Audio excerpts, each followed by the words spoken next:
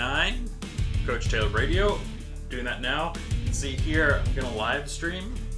New angle today, just to try out something new. Oh, there goes the dog. Dog just curled up under the desk. So we're gonna get into the episode, do a little intro, then we're gonna welcome on the live stream, and then we are going to get into this podcast, which is the most prep work I've ever done for a podcast. Ever. Yeah, it's true. Crazy. Maybe we'll start the live stream first. What the hell? All right.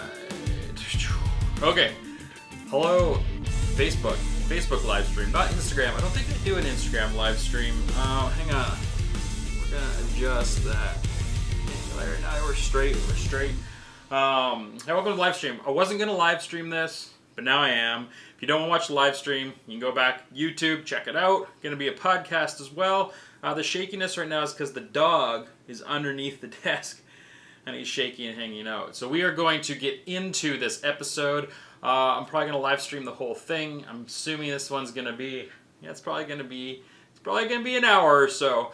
But I'm just going to live stream the whole thing right from the start. Good morning, Amy. Look, I haven't even started recording the podcast yet. We're going to start right from the beginning.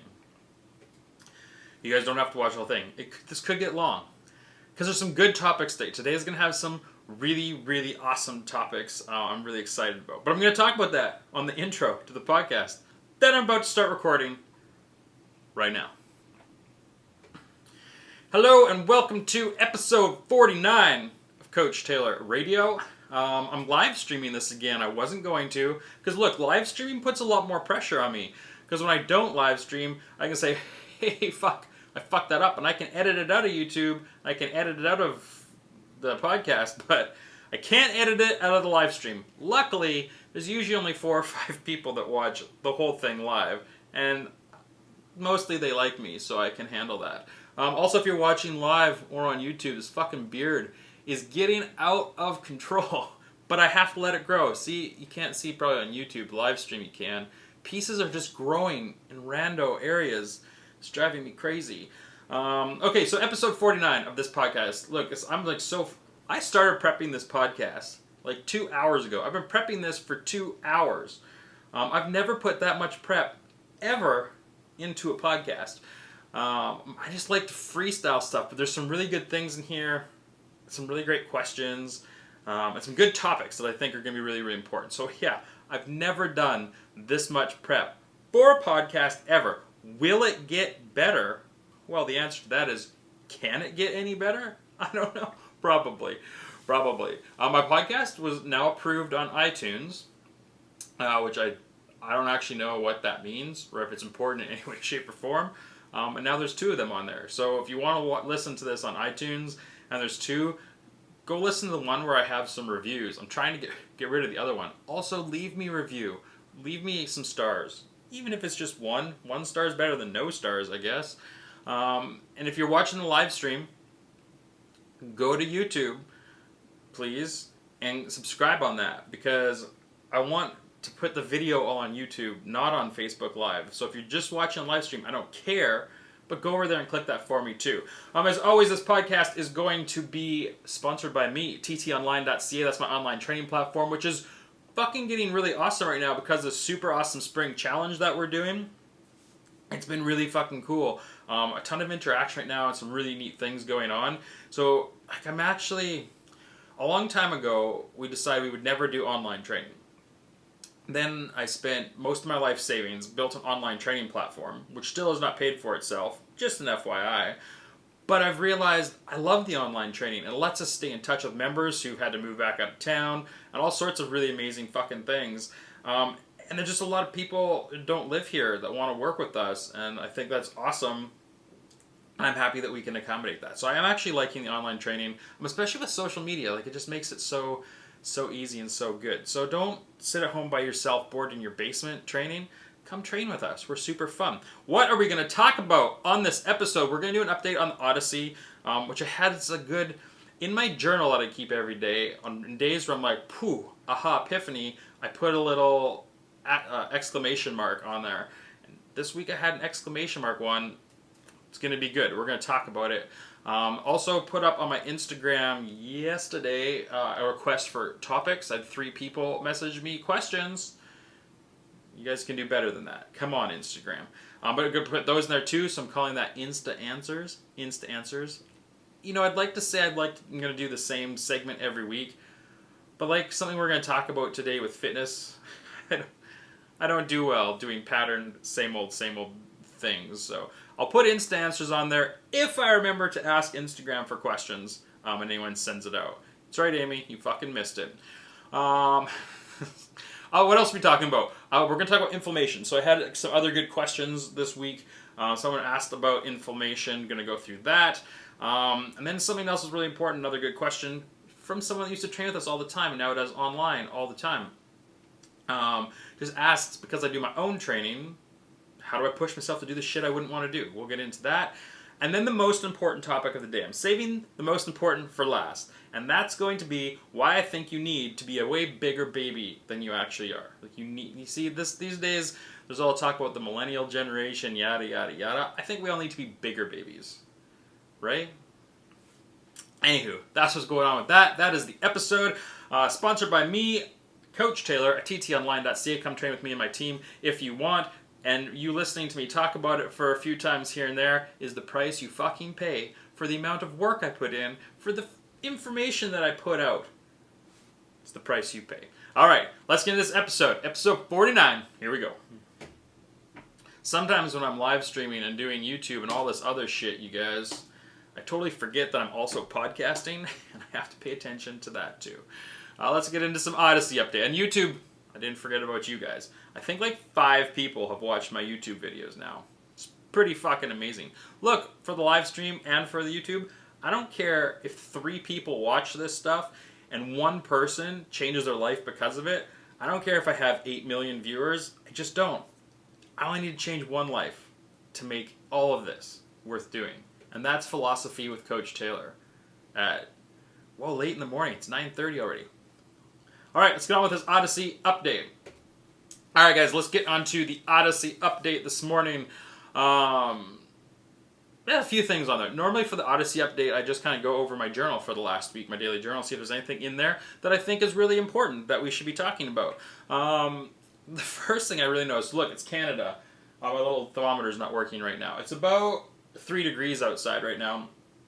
And something that I've noticed with this Odyssey, because I'm doing all this cold training, right? Working outside, just a pair of shorts, minus 25. Now it's like plus 3. Oh yeah, and for everyone that's not, well, everyone except you Americans that are listening, the rest of us work in Celsius. All of my temperatures are in Celsius. That's true. So true. I've really noticed that when it's plus 5, it almost feels too warm outside. Like it's almost too warm. I've been meditating outside in 3 degrees, just my shorts, feel super comfortable. Like it just feels, I don't know what I'm going to do when it gets to be 25. Like I could be super, super fucked. No, because your body adapts. Your body adapts to this stuff. And we'll talk about heat training as we get farther in through spring and into summer, because that's also really important for you too, right? Okay, we're also on the update. So look, last Tuesday, it was just one of those fucking days. It was just a frustrating day. I made a fucking beautiful stew for dinner, burned the shit out of it. It was terrible, tasted horrible. My wife pretended to like it. It's okay. Guitar lesson wasn't the best. It was rainy, it was cold, blah, blah, blah. It was just a day, right? This is what I want to talk about that. That's normal. Right? Like we kind of are living in this culture where we expect every day to be this fantastical wonderland of happiness. And if it wasn't a beautiful, fantastic day that we love, then we must be depressed. There must be something wrong. We probably need a medication, right? I probably have anxiety. Now look, sometimes I talk about anxiety. I actually have had pretty bad anxiety in the past, to the point that I've gone to the hospital, right? Having a bad day and just feeling bummed out and stressed isn't a problem. That's fucking normal. Right? It's a big cultural problem, this incessant need to prevent anything that doesn't feel really good, right? But for me, these are the days that actually define who we are. How do we handle those times and periods that kind of suck, that nobody likes, right? that is the power of where habits come in. So what this Odyssey has really been building are a series of lifestyle habits for me. So when you have these down times and these crap kind of days, you just keep doing it because it's your habit. It's just like brushing your teeth. You just always do it, right? What we get into as a big problem culturally is when we have these down times, bad days, we use drugs to make ourselves feel better. Yes, some people actually take pharmaceutical drugs, right? But most people don't. But you're still using a drug. Oh, I was having a down day, so I just needed to eat that. I just needed a cookie. I just needed a piece of cake, right? I needed something. I feel like I need something to perk me up. Like I deserved it. It was really hard. This is a fucking problem. Food should never be a reward system for anything ever. Food shouldn't be your pickup when you have these days, and this is where it gets tricky for people because like 50 or 60% of your days, maybe more, like 80% of your days, 99% of your days will not be the greatest days of your life. So if you're constantly filling the just okay days or the down days with things to pick you up, like food, you're going to be fucked. Sugar creates endorphins and all these other processes that give us a pickup the same way that hard drugs do, that pharmaceutical drugs do. So every time you're not feeling 100%, you make yourself feel better with a little bit of chocolate, or I just had to have a glass of wine.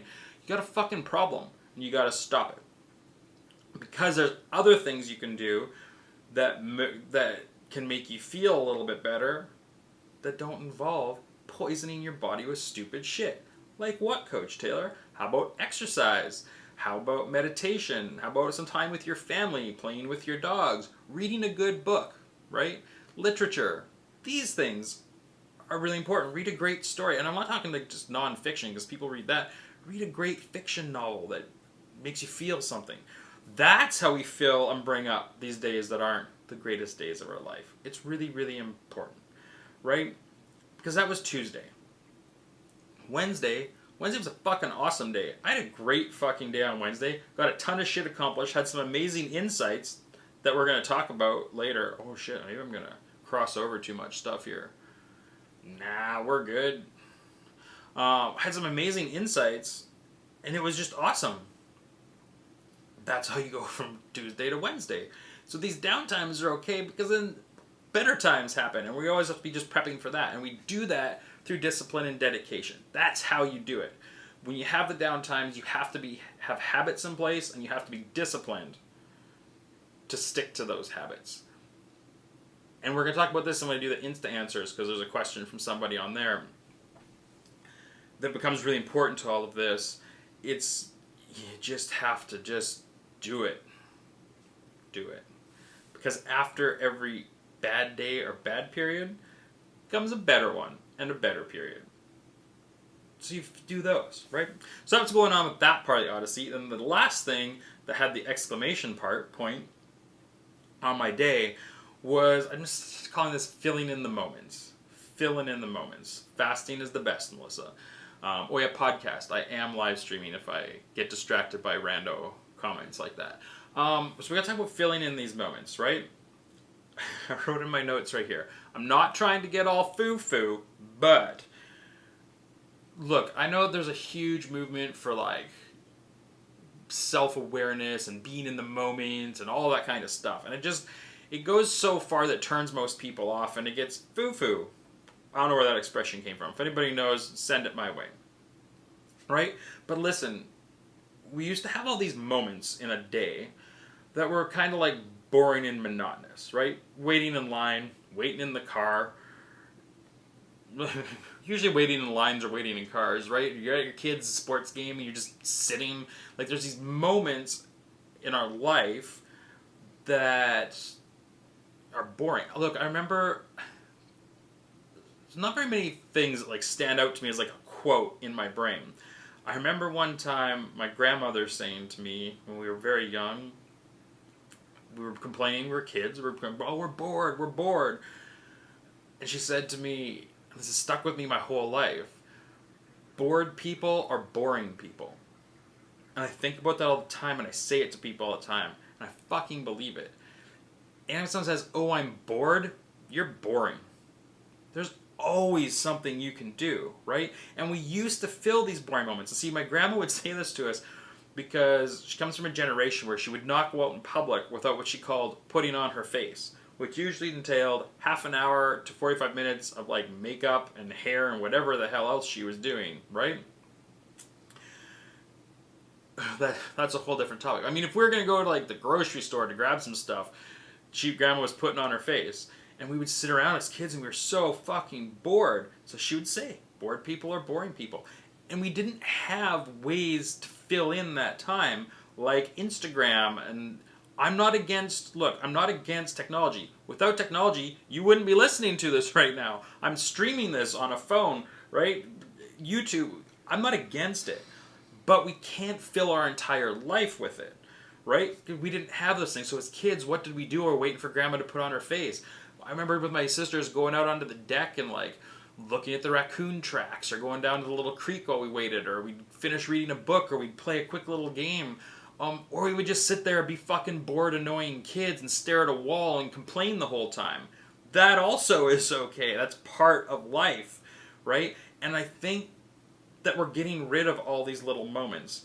And we need these moments. I think it's important for our brain function, our cognitive function. It's important to cut over, and it seems like it's not, but for overcoming adversity and dealing with life shit, we need to have these moments that we have to deal with it, right?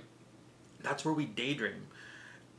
Idle meandering, right? It's why literature like fiction is so important. It gets your brain going in new ways. This builds brain, it's just everything about it's awesome. In the mornings when I don't do my podcast, or I don't go to the studio in the mornings, the studio, for you guys that don't know me, is where I work. We used to call it the studio. I'll read, and then I always spend 5 or 10 minutes just sipping my tea and just looking. Sometimes people are walking by. Sometimes literally nothing's happening. There's just like trees and houses and like nothing's happening. I just sit and stare and think. These are important moments that we all need to have. And that was my revelation this week. I want people to think about how important that is. Next time you're standing in a lineup, or you're waiting 5 minutes in your car while someone runs into a coffee shop to grab a tea, don't fill that time with social media or a quick game of, what's a fucking game people, I don't play games on my phone, Candy Crush, right? Or it used to be Angry Birds, right? Used to be. Like, that was so long ago, right? Don't fill those moments with that. Literally just watch people walk by. Not in a creepy way. I don't want you to get in trouble, right? Watch birds fly around. Smell the air. Like, just be there in that moment. Not getting all, like, weird, crazy about it, but just don't fill all of those moments. Let your brain have some time to think, meander, daydream. These things are actually really, really good for us. So that is what's going on with my Odyssey right now. Everything else is good. Yeah, I don't know. I'm going to keep doing Odyssey updates for this whole year, but fuck, man, it's only the middle of April. I hope I don't run out of things to say to you. That's the Odyssey update for this week. We'll talk again about it next week. Now I'm going to drink some smoky tea. And we're going to do some Insta Answers now. Insta Answers. These are questions from Instagram, which I'm sorry some of you guys missed. YouTube, if you're watching, you got questions, post, comment, put that on there. Put that on there.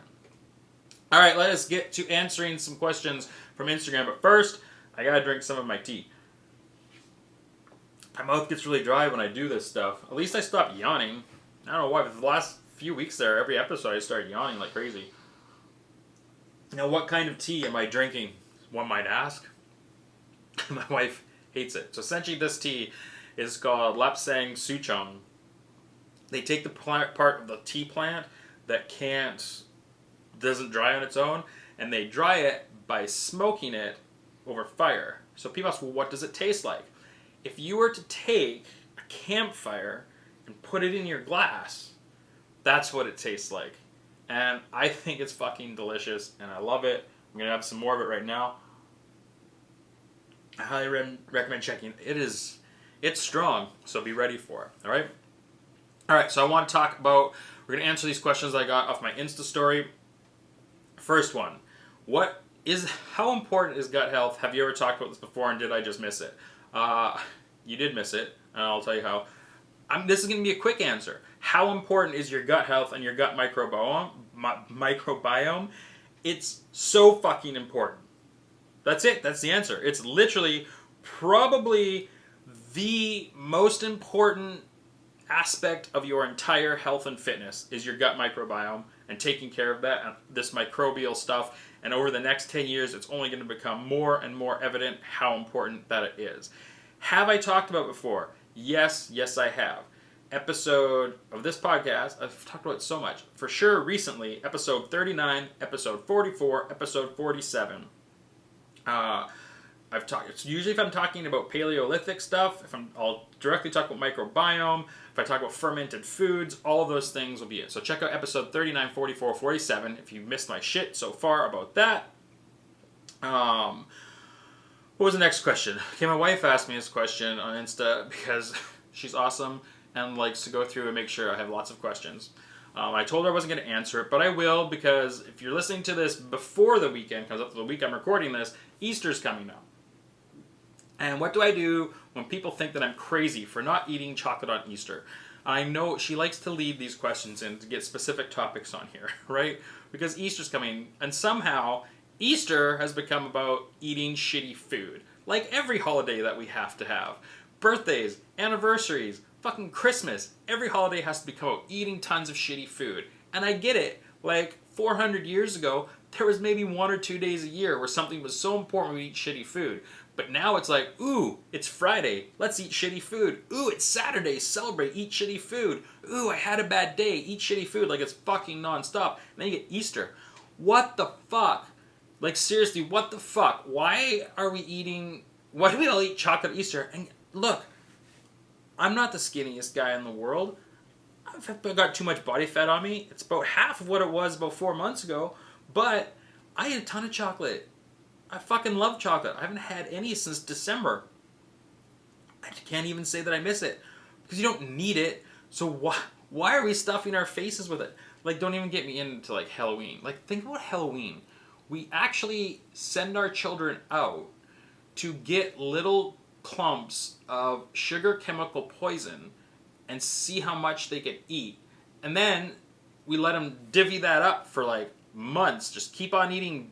Anyway, so Easter. So I'm not obviously having chocolate this Easter. I think it's kind of crazy. So what do I do when people think I'm crazy for not eating chocolate? Like, oh, you should live a little. Fuck, I don't care. I just don't give a fuck what people think. They want to poison themselves. I did it for a long time. Keep on doing it. Is it stupid? Fuck yeah. There's no point to it. You don't need to do it. Done. That's my answer for that. What do I do when they think I'm crazy? Say, fuck off. I don't care. Go do what you're going to do. Live your own life. Because what we're going to talk about in a second, I don't care. Really, I don't. Grace, fitness convention in Florida. You know what, Grace? If you want me to come speak at a fitness convention in Florida, I would love to because it's a lot warmer there than here. Tell the people who organize it that I will come talk for you. I'm cool. I've spoken at many conferences. I haven't for a long time because I've given up on the fitness industry and fucking hate it. But I presented at all sorts of conferences all over the U.S., a little bit in Canada, mostly in the U.S. The Arnold Sports Weekend Conference. I've done also for the NSCA, their national. I've done lots of speaking. I'm going to stop because I don't care. Because nobody wants to hear my message. But if you know anyone that wants to hear me talk, reach out to them and tell them to bring me down. I'm in. The last one of the Insta answer, the last question here. Now look, person asking me this question, here's the question. How do you get people to actually make changes instead of just talking about them? The person asking me this question should be able to answer and can answer this question far better than I can because she's actually a psychiatrist who kind of has a specialty in this area and herself is pretty awesome and has made these changes. all I can tell you about how I try to convince people to actually do things instead of just talking about them is that if we can figure that out, we're going to be so famous and wealthy, it will be awesome. Wealthy, awesome. I'd like that so I could just travel and shit. I don't want to be famous. No interest. That's why I don't want 8 fucking million YouTube subscribers and all that shit. I don't want to be famous. I actually like my anonymity a little bit, which you wouldn't know by all the media I put out. Here's the real truth of the matter about how do I try to convince people to actually make changes instead of just talking about it. I don't. I fucking don't. I've given up on that. I've spent 16 years of my life now working in this field, and thought this is what I've learned. Okay, this topic's going to get bigger than I thought. When does it not? This is something that I've learned. You can't motivate anybody to do anything that they don't want to do. The only thing that we can do is put out information and advice. Exactly, Melissa. You can't control anything that other people want. You can't make people make that change. They have to do it for themselves. Me, as a strength coach, personal trainer, etc., I'm not qualified to do that. And that's a huge problem with the entire fitness industry right now. Look, I gotta make a note about this. I think I made a blog about this. Trainers aren't motivators. Right? And everyone, look, all the fitness people just had a fucking collective brain fart right there and are gonna start sending me nasty comments, which is fine. I like those too. We're not motivators. We're not supposed to do that.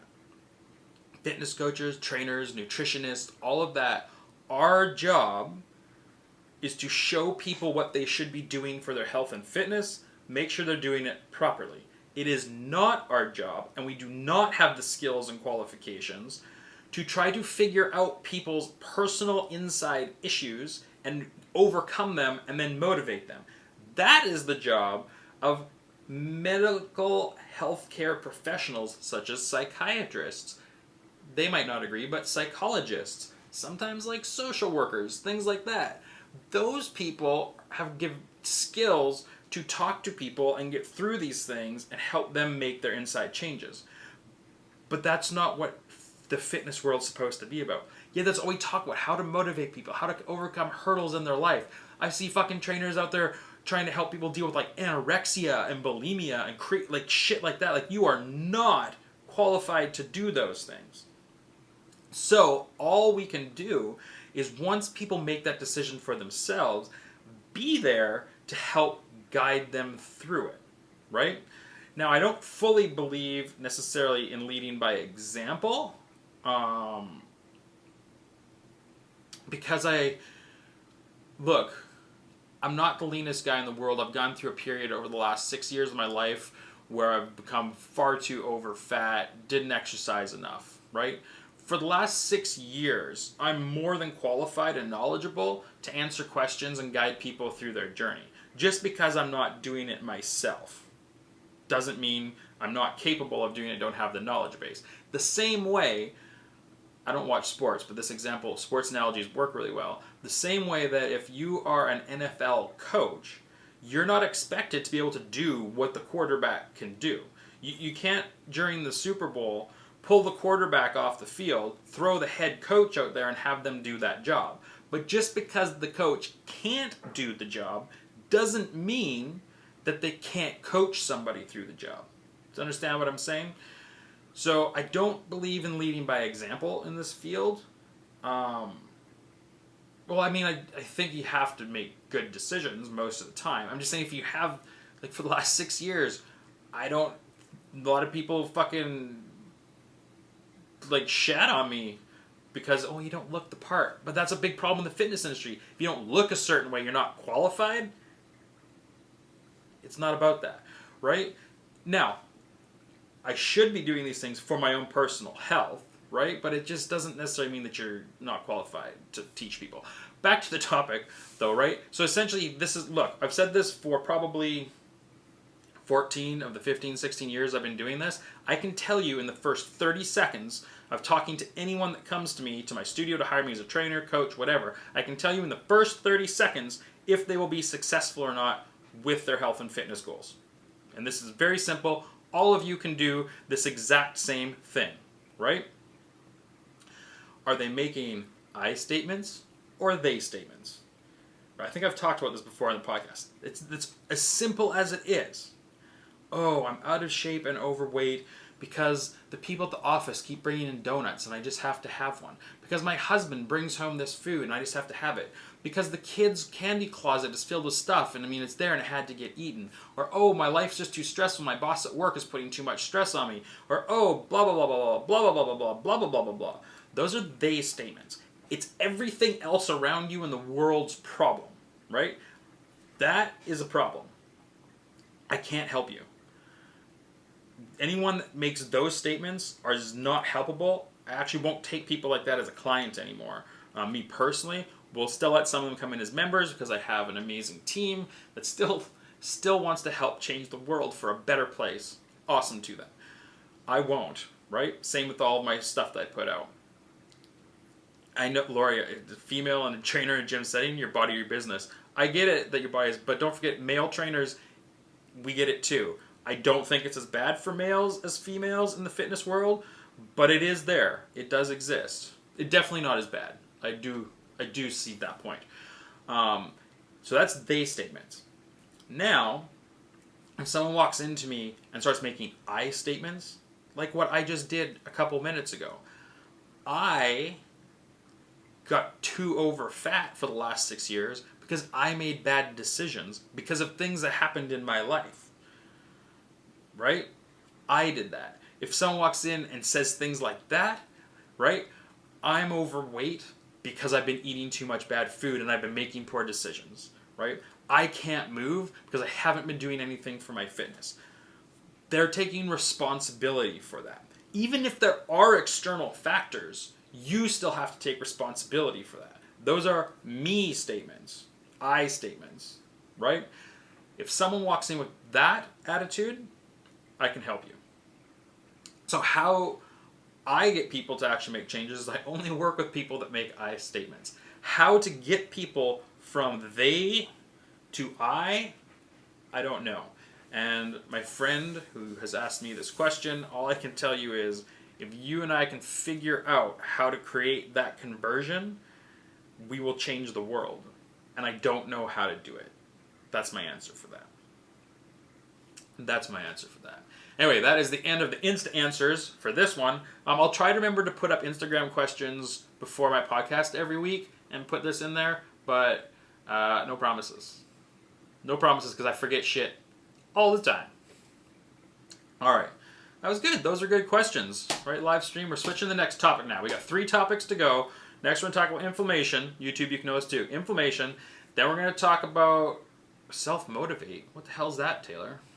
I don't even know. Oh yeah, how do I self-motivate? That's going to tie in well. I love when all these questions and all this shit just ties in together without me even thinking about it. Then we're going to talk about why you got to be a bigger baby. And that's going to be my favorite part of this whole thing. It really will. Smoky tea. Lapsang Souchong. So good. And I am pronouncing that properly. I've asked many people from the country where it originates if I'm saying it properly. All right, let's get into the next one. Next question is from Dennis. He's emailed me and asked me this somewhere else too. So he must very much want the answer. And that's fine because Dennis has signed up to try my online training platform, at ttonline.ca. So I now like him more than I like most of you. I won't lie to you. I 100% like people more that sign up for the platform or work with me as a coach than people that don't.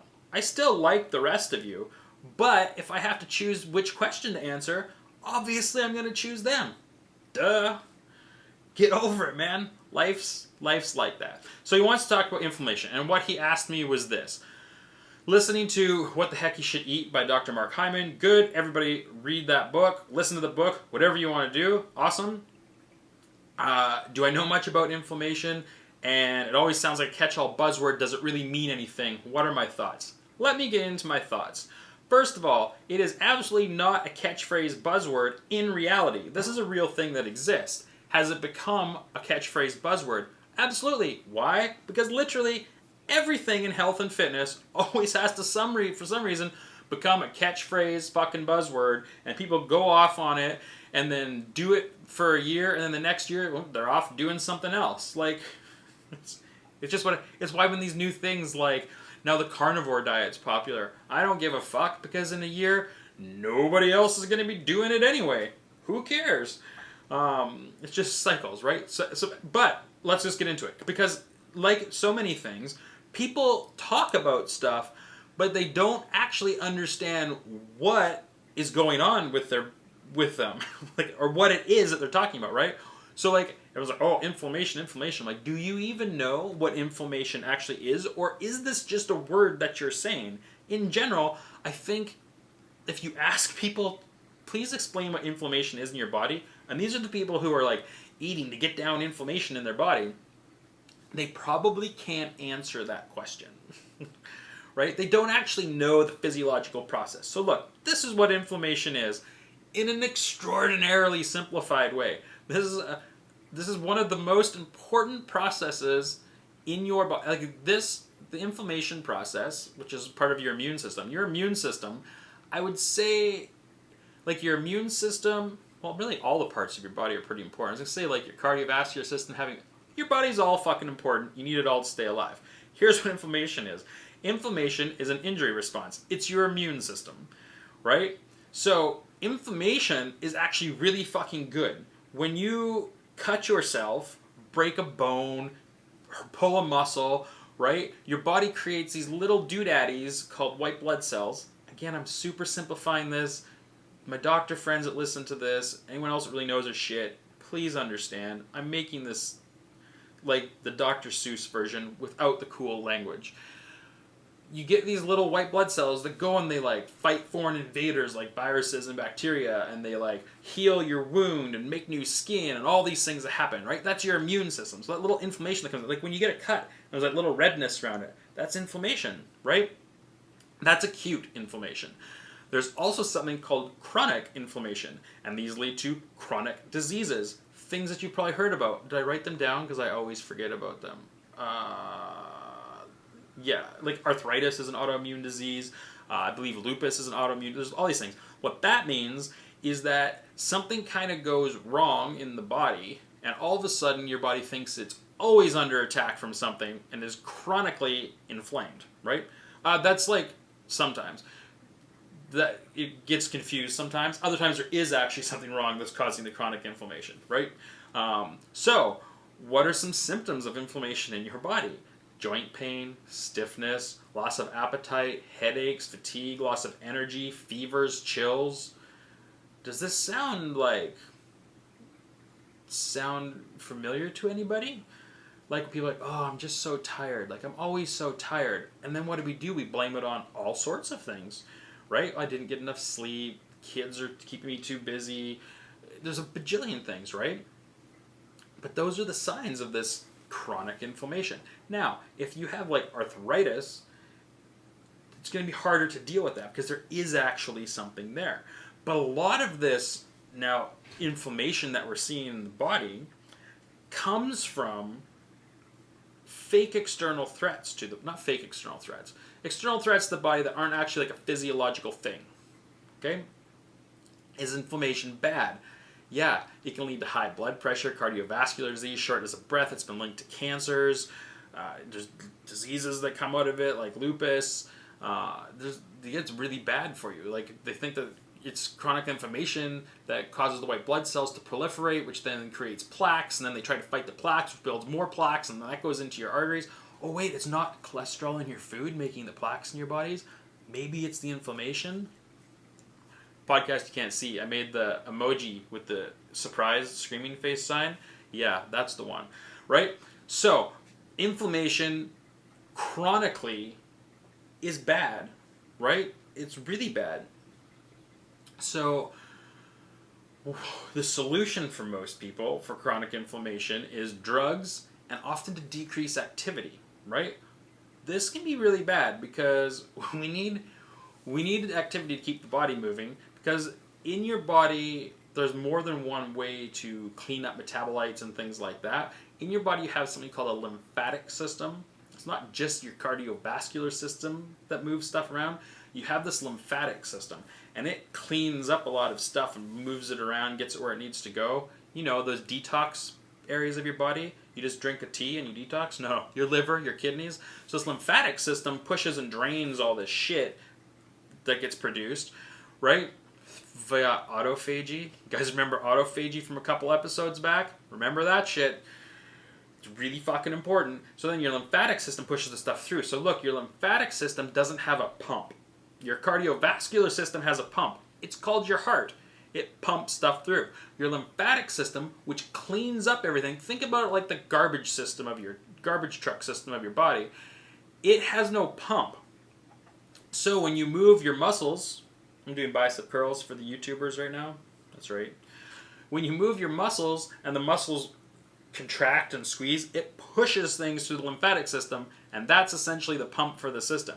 So when your body is not moving regularly, this pump doesn't work, right? You need to be moving. So when the response to inflammation stuff is to don't move, bad. When the response is to take drugs, bad. That destroys your gut microbiome. Pharmaceutical drugs are really bad for your gut microbiome. We don't want that, right? So how can you decrease inflammation, and what can you do about it? People start going on and on about anti-inflammatory diets. Look, there are foods that are good for inflammatory responses, mostly omega-3s, right? Which you get from grass-fed beef and animals, seafood, different plants, right? That's kind of like you need these omega-3s. Omega-6s are kind of like the omega-3s and 6s. You don't want as many 6s ratios. I'm not going to get into all that right now, but you want omega-3s. So lots of veggies have them. I think I just said everything that just has them. I'm trying not to get ahead of my notes right now. Now the dog's leaving. All right, so you need to eat the foods to help with this stuff, but that's not going to fix it, because you've got to take away what's causing the inflammation.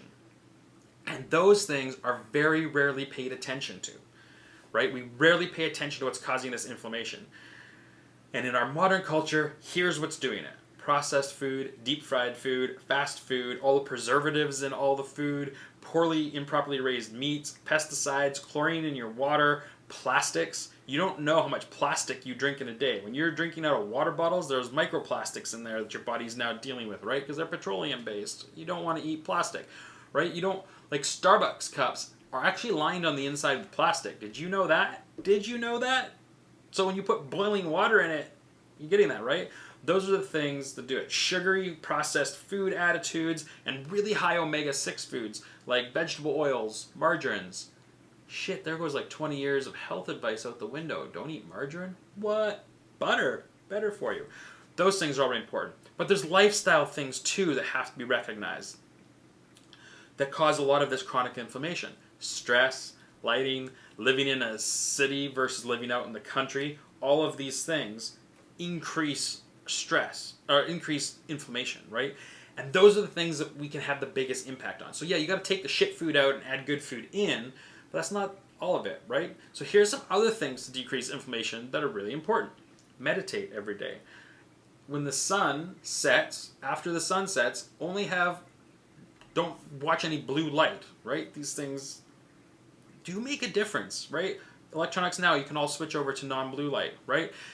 It's 5600 Kelvin, that's blue light if you want to get technical.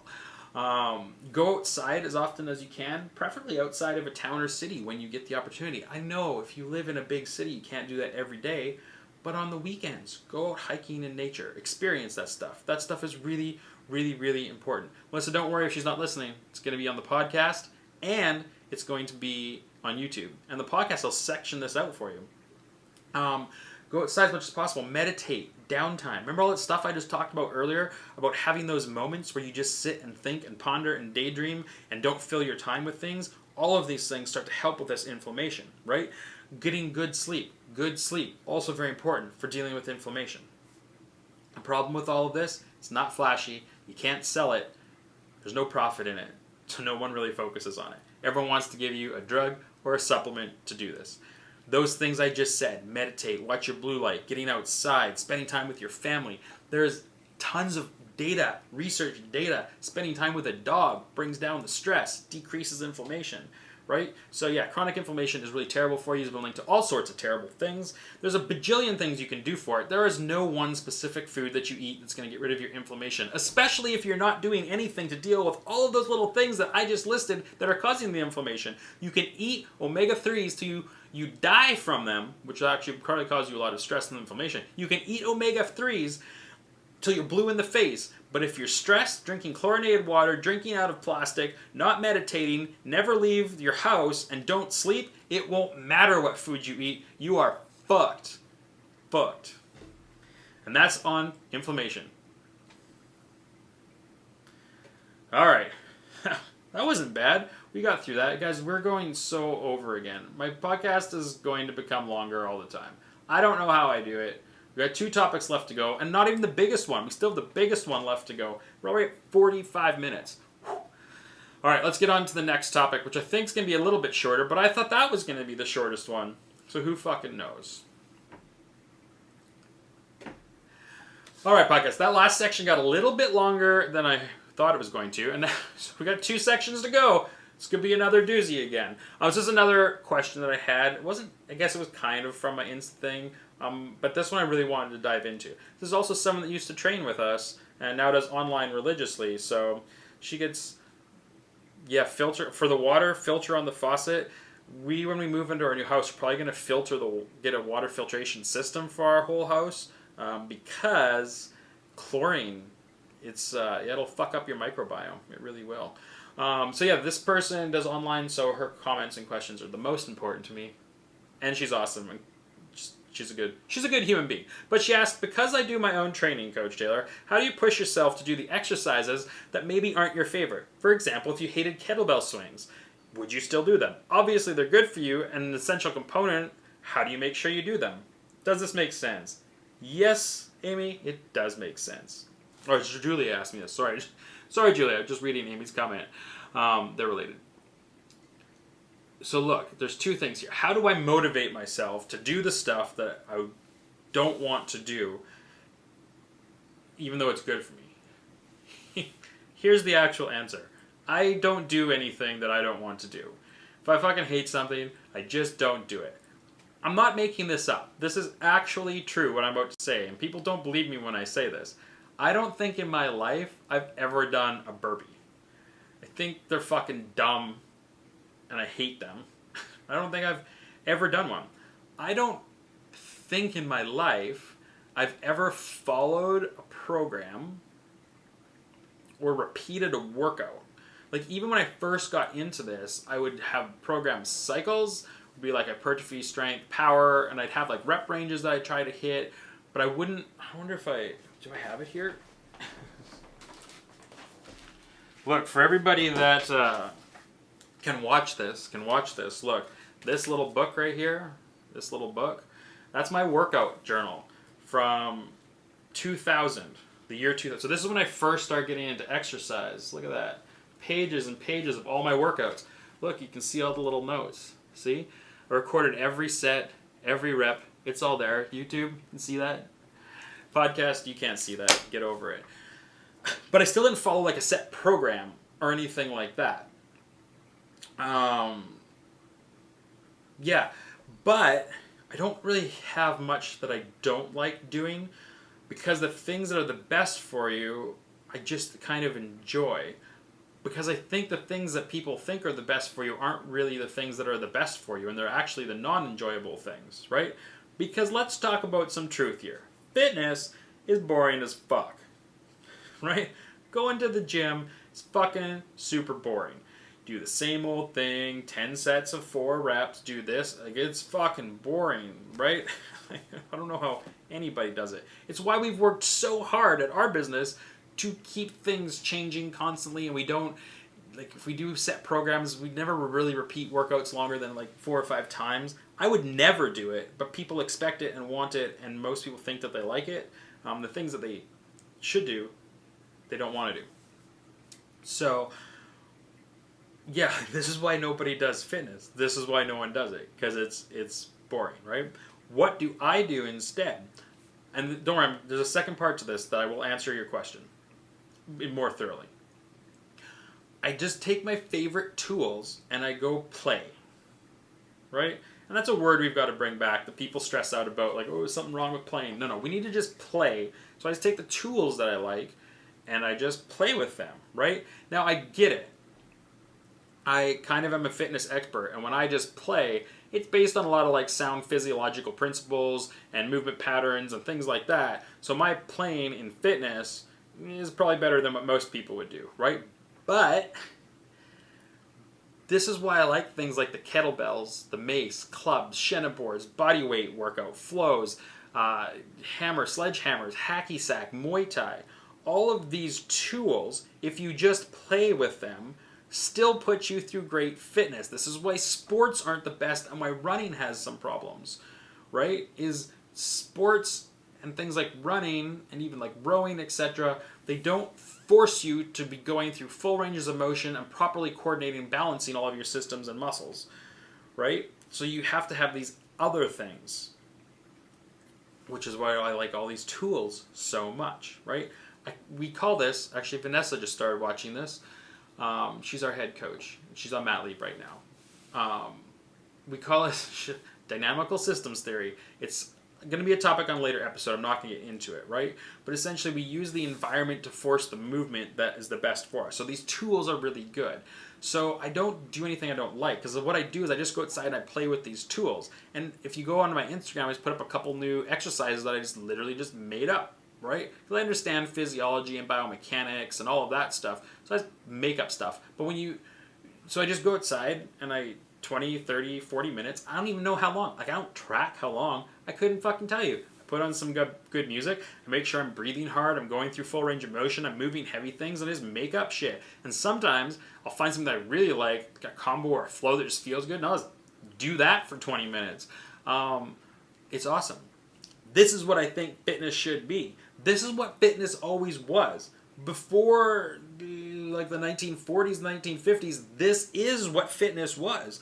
You would go to gymnasiums, which is not what we have as gymnasiums today, and just like do stuff and play around and learn skills. That's what we should be doing. Now, the second part of the answer to this question is I am a grown ass adult and I'm responsible for me. No one gives a fuck if I'm doing training, and when I die, no one will care what my workouts look like. That's all on me. Running, Scott, more meditative. Yes, I'm not saying don't ever run, right? But recognize that running, actually it's a good point you put more meditative for running. That's a perfect reason to go running. For the meditation, the mindfulness aspect of getting outside, that stuff's really good. You just have to make sure that you're doing the other training so you're fit enough to run. Right? So, I'm a grown-ass adult. That is why I do some of the shit that I have to do. And I liken this to something else that I tell people. Eating vegetables. You know what pisses me the fuck off? Probably a lot of things that you've heard me rant about, right? But you know what really gets me going? Is when grown-ass fucking adults talk about how they don't like eating vegetables. Holy fuck. Grow the fuck up. Vegetables are good for you. Fucking eat them. I hate when adults say that, right? Oh, I just don't like them, so I just don't eat them. Oh my fuck. You're an adult. Do it. Shit's really important. And that's what's like with fitness. So there are some things that, say I didn't like doing them, I would just do anyway. Because I'm a grown-ass adult. And at some point, you just have to recognize there are things that you have to do if you want to be able to wipe your own butt when you're 85. You just got to do it, right? And that's where now I think you can play and have stuff, right? Or like Turkish get-ups. Do I passionately love a Turkish get-up? No. Do I do them? Yes. Why? Because I want to be able to do that for the rest of my life. So I have to act like a grown-ass adult, and I just have to do it. Because if I can't wipe my own butt when I'm 85, like no one's gonna be there to help me. Like it's my job, it's my responsibility to me and my life. Like it's your job to take care of your body, especially you guys that have kids. It's even more important for you. You have people that you are responsible for, right? Yeah, Lori, we're going to talk about that children thing in the next section, actually. They do what feels good. And that's the whole next section, which I got to get to. Fuck. Okay, Taylor. On track, Taylor. Here's my conclusion for this. How do you motivate yourself to do things you don't want to do? We love, as a culture, to pay homage to slogans. And we love to post memes. But no one actually does the things that are in the memes. And there's one thing that everybody knows this slogan. It's the most famous slogan in the fucking world that nobody pays attention to, but they all like to wear clothes that represent it. Just do it. Right? Nike came up with that one. Just do it. Stop wearing a shirt that says just do it when you're sitting there not doing it. Take that shit off. Right? That's how you motivate yourself when you're a grown-ass fucking adult to do the shit that you gotta do. You just do it. Alright. Yeah, Lori, that's a really good quote on there, and we're going to talk about that right now as we go into the last section of this podcast, which is already at 52 minutes. We'll ask this question in a second here. Alright, live stream. I can't believe you guys are still with me. What are you guys doing at 10:30 in the morning that you can listen to me live for an hour? Don't get me wrong, I love it. I love you all being here with me. Let's do it. Let's do this last topic. All right, last topic of the podcast, and I think the most important. It's definitely going to take us over my time. I want to talk about being a bigger baby, and a couple people have asked some questions here on the live stream that are going to play into this. And there's been a discussion going on which group in our spring training group that will then migrate over later to our online training group. If you're not doing spring training, I fucking invited you. Fucking told you to do it with us. We have great conversations in there. Now it's too fucking late. Again, this is a good thing to do when we're sitting at work. I agree. Guys, I love talking to everybody. I love it. So here's the last topic. This is why I think you've got to be a bigger baby, right? And this conversation is going on right now, and it's still kind of going. There's comments coming in, right? So someone in our program wrote this. I wish I had my baby's determination and dedication. She set herself up for the first time today. Seems like such a simple thing to the rest of us, but it's the first time she's ever done it in her whole life. I've been watching her roll, wriggle, push, and flop around for months. Every day she pushes her limits and gives it everything she's got. She's literally laying on the floor and she manages to fall over. Like, how does that happen? But she just keeps on going, grunting, and forcing out every little bit of strength she has. We all used to be like that, and at some point, most of us lose that, and I want it back. This then led to some more conversation, and then another thing. Seeing her determination makes me feel bad about my shitty efforts to learn some of these movements and why you guys put it in our programs, because she does online with us. That's our program she's talking about, right? Alternating traveling kettlebell swings, what the actual fuck is that, right? It was all spazzy arms and legs everywhere. It must be like what she feels like when she's on her hands and knees doing this funny rocking motion but not going anywhere. The difference is that I gave up and did normal swings, but she keeps trying, right? So look, also on the live stream, I'm not making fun of anything. I love that you guys are all here. I think we should all take time out of our day to listen to good things about our health and fitness. And I love all of you, right? So these comments from this person on our group, fuck, they are so important. And the irony is, Vanessa, I don't know if she's still watching, my head coach, I'm helping her put together a presentation right now for our upcoming Women's Health Night event. And we were just talking about this, and the two of us were actually thinking we should probably write a book about this topic because it's so important. And this is the guiding principle behind pretty much everything that I say, do, and all the programming that we do in fitness. Here we go, right? Okay. Like, I don't even know how to break this out because it's so important. We got to talk about it. We all, in our DNA, know how to move. If you, and you can't really do this, but if you could, took a baby and had them have no adult interaction, they would learn to walk. Technically they do. We don't actually teach a baby how to walk. They just know how to learn how to walk. And they go through these processes. And it starts in utero. So everyone, I hate it. I think this is fucking weird and creepy. I refuse to touch my sister's stomachs or anyone that's pregnant's stomachs. They're like, hey, put your hand on my stomach and feel the baby kicking. I'm like, that is like an alien thing, man. Like, that's weird. I don't want to feel that. I know, it's a beautiful, magical time. Those babies kicking and squeezing around in utero, that's the beginning of motor learning. They're learning and training the neurons that are growing. They're learning to send the electrical signals, right? That is the beginning of learning. This is inside us. This is inside our DNA, this system, this process, right? And we're going to go through a basic little bit of what this process is. And anyone that's had kids or raised kids or been around kids will recognize these things, right? Kids start, doing pretty much nothing. They can't even hold their fucking head up. But that's where they start, learning just to hold their head up. Strength, proprioception, muscle neural firing, right? Eventually they're laying on their stomachs, right? They learn to lift their head. From there, they learn to lift their head and then get up on their arms, and then a little bit straighter arms, right? During that time, kind of right around after it, they learn to roll over, right? Ask any parent, day baby first rolls over, everyone's pretty fucking excited. So they learn to roll over. That's the next phase. There they learn to sit up, right? So they roll, and look, I know sometimes these things don't happen exactly in this order. There's a little bit of a range, but all these things kind of happen, sometimes one before the other, whatever. They learn to sit up and hold themselves up. Then they learn on their hands and knees to crawl. They start crawling everywhere. Then they learn how to stand up with support. You either hold them, right, or they get over to a wall and touch things, right? They learn to stand. Then they learn to pull themselves up to that standing position a little bit easier.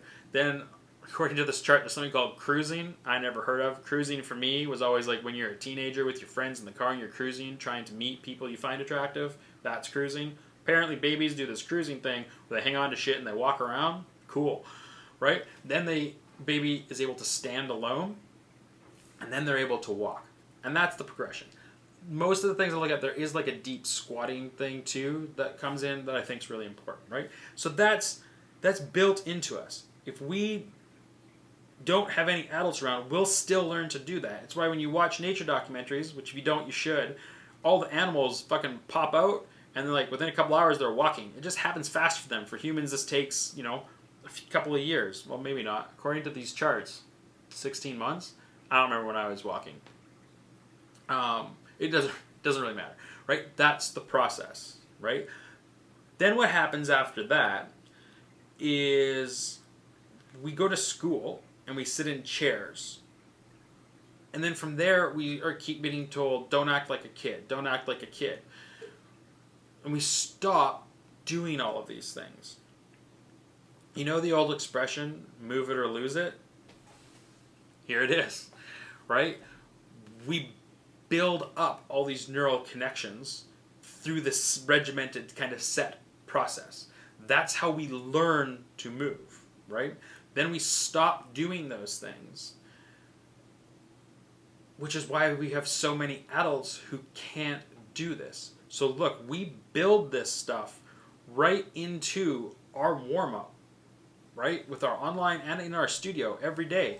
Our warm-ups, the second exercise, you have to roll over and stretch. Roll over and stretch. If you know any occupational therapist or physiotherapist who deal with these types of things, as we age, and it's one of the biggest problems we have with elderly people, is they literally can't even roll over anymore.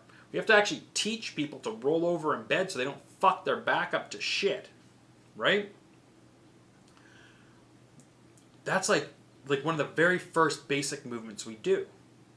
Like, it's crazy that people can't do that. Now, in our warm, when I watch people do this, when people first come to our studio, it's crazy. People can't roll over. And then we go into bear crawls.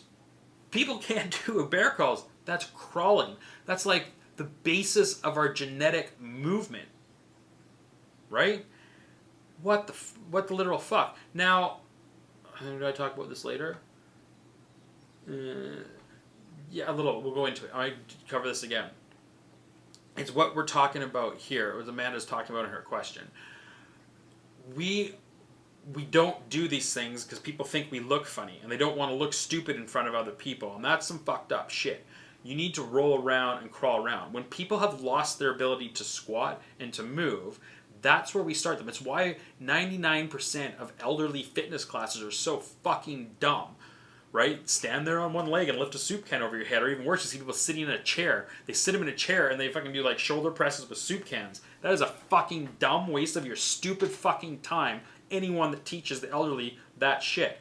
Get them on the ground, teach them to roll over, teach them to then crawl. Oh, hi from Northern Ireland. I fucking need to go to Northern Ireland. I've only been to Dublin. I love it over there. You want to help the elderly, right? And this is what we do every day with everybody, right? And I've done this with teenagers who are already, teenagers are already losing this basic fucking ability, right? If we want to get our movement back, we have to start the way we were genetically programmed to start, the roll over. From rolling over, learn to get into crawling, crawl, deep squat, then stand. That's how you learn it from the bottom up. And the reason it looks like that and works so well is that's the genetic way we were done. But people are so worried. Fuck, I don't understand why our culture has to be so much like this. We're so worried about what other people think about us and what we look like, and if it looks stupid that we refuse to do it. And that's crazy. It's why, and we're going to talk about this on future episodes, it's why people don't play anymore. There's so much to it. It's just mind-boggling to me. It's why we stopped dancing. It's why we stopped singing, because we're so concerned about these things. And if we're not perfect and the best, we chastise and give people shit for it, and it's crazy.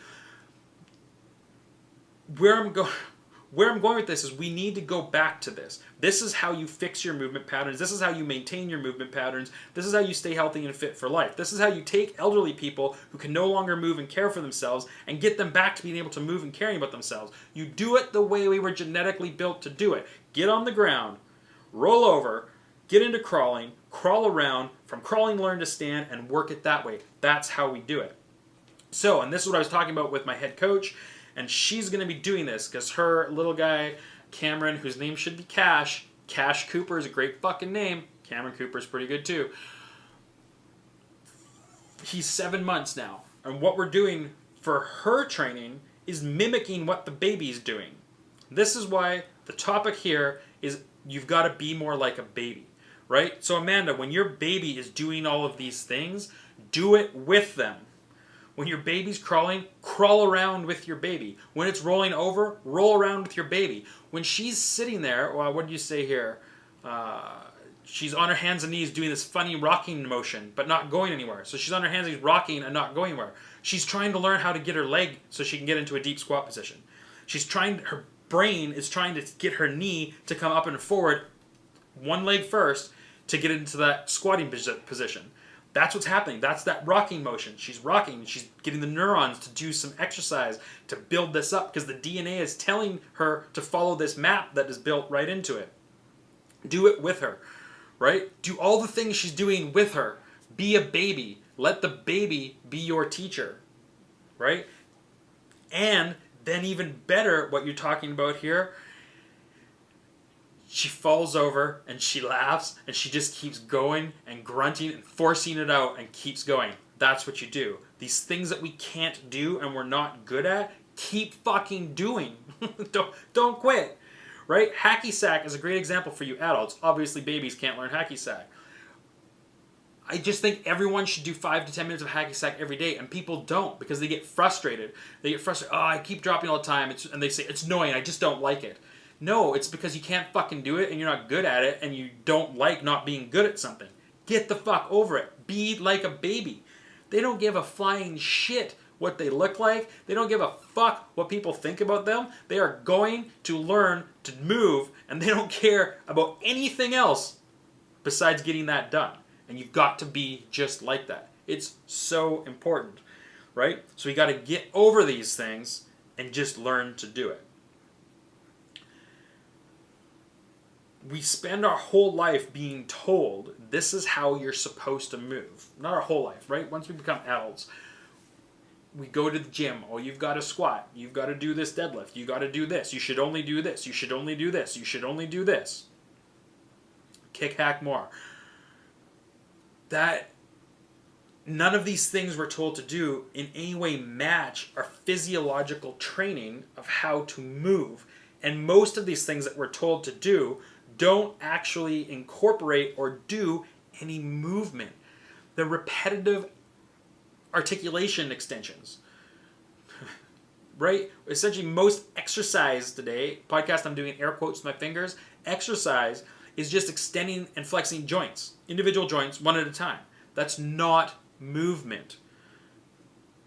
Movement is the most primary thing. And we're going to talk so much about this because I'm deep into a fucking unbelievable textbook right now.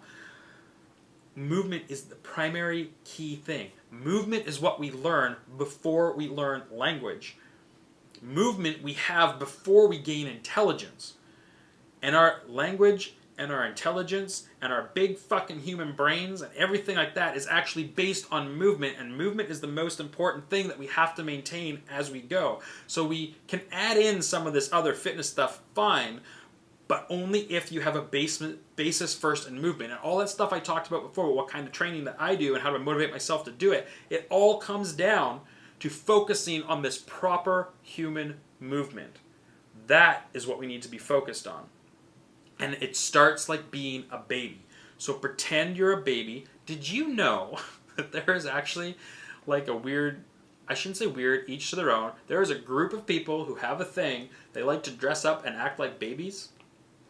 Literally like wear diapers, have people like pet them and feed them. There's like a thing. You can look this up on the internet. Careful how you do that search. But maybe they're on to something. Right? Maybe. You need to do this with your fitness, with your health, with your life.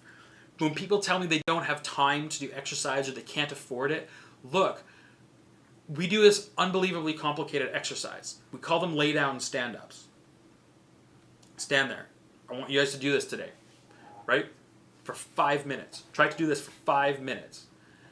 Stand up, lay down on the ground, stand back up. Lay back down on the ground on your side. Stand back up. Lay down on the other side. Stand back up. Lay down on your back. Stand back up.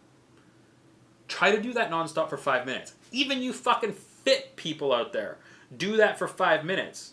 You will realize quickly your cardiovascular system will be working, you'll start sweating, and you're moving, right? So for people that think fitness is too expensive, I don't know what to do. Look, I just gave you better movement and mobility and saved your life. Lay on the ground, roll over, roll back, roll over, roll back. Stand up, lay down, stand up, lay down. Do that shit literally every day for 5 minutes and you will have a better life. That's all you gotta do. But like we talked about way earlier, how do I convince people to do that? I fucking can't. You either believe me or you don't. When I'm 85, I will fucking show you how well that works. But by then, you might be too late. So that's what we do. And that's why you've got to be more like a baby. Take what babies do, how they move, how they learn to move, and incorporate that into your training. Do things like that for the rest of your life with your training. And that's how you stay healthy and fit forever. I'm trying desperately to convince my sisters to get my nieces and nephew into jiu-jitsu, wrestling, recreational gymnastics, all of these things that get us moving, and then never stop doing it till you're an adult. Go back to being a baby and keep moving just like that. Oh, all right. We got that topic out. Thanks for watching there. Thanks, Ross. You finished it off. You were right at the end. Like, you just about made it. You just about made it. I'm just going to hit up the conclusion here, and then we are done. Thank you guys on the live stream for watching. Hope that was awesome. Nothing super exciting in the conclusion that you're going to miss, so you can catch on the podcast if you really want to. Appreciate your time. We'll leave this posted, and it'll be over on YouTube. Look, if you're watching the live stream, I don't care. I'll keep doing it on Facebook, but I want you to go to my YouTube and subscribe to it so I can get that going. Because if you don't do that shit, I'm only going to post a video there. All right, have a great day. Enjoy the week. YouTube, you're already here. How awesome is that? I'm just going to post this. We're going to hit up our little conclusion, and we are done for this podcast. Well, then I have to edit it and do all that shit. All right, guys, that was episode 49 of Coach Taylor Radio. I don't know how it got so long again. I've been trying to keep these to 45 minutes. Then I start talking. Shit's good. Maybe I'll do less prep next time. Whatever. Thank you all who are still listening and gone all the way to this point. I am still enjoying doing this podcast, and I intend to keep doing it. Well, at least for this year. Because I promised one a week for the whole year. So I'll still put one out next week, even though it's a holiday for some people. I guess not a holiday for most of the world. If you got any questions or anything, please feel free to share them my way. My Instagram, I'm on Facebook, I'm on YouTube. I'm not hard to get a hold of. If you got comments, questions, concerns, whatever, send them my way. Like, I'm happy to help. I truly do appreciate your time listening to this podcast and coming to me as a resource. I will continue to always do my best to make sure to give you the best, most accurate, scientifically sound health advice I possibly can. Until next week. All right. Thank you, YouTube. That was the show. Episode 50 coming up next week. What will we get up to?